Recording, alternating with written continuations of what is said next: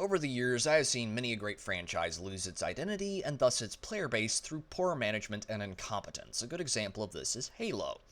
The Halo trilogy is one of the finest science fiction first person shooter trilogies ever made. It was a party shooter with a bitching co op and single player campaign that had tight writing that would put most modern feature length films to shame. Not that that's a particularly high bar.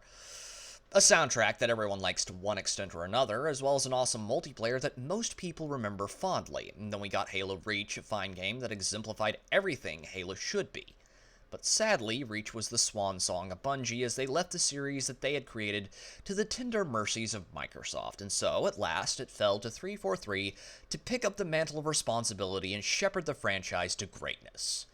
And they fumbled it right from the beginning. Halo 4 started off their reign poorly. The writing started to degrade in quality, and so it was received poorly by the fans, even though, in my opinion, Halo 4 had one of the best endings in the series. The rest of the game had issues, but many still had hope, and then we got Halo 5, which violated the lore of Halo more than Oni violates human rights.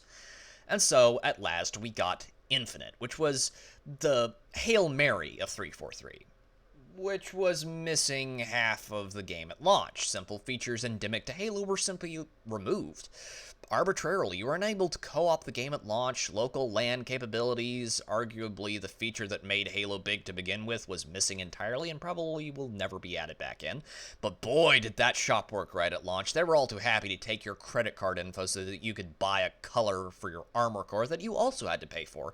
And so Halo Infinite has faded the series back into insignificance yet again. Let's take a look at Halo's main adversary, the Call of Duty franchise. Yes, we all poke fun at them for their yearly release cycle and jumping on every fad that comes along, from Battle Royale to Battle Pass, and while jumping on the fads has helped keep them, air quotes, in fashion over the years, the truth is that the core game is still the same as it was with the first Call of Duty all the way back in 2007.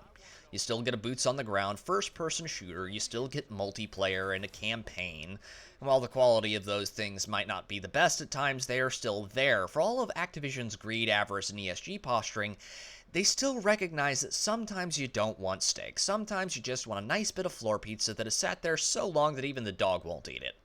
And because they have stayed true to the core of what they are, their games still sell like a cancer cure. In closing, you have to add features that people actually want without removing what made you popular in the first place.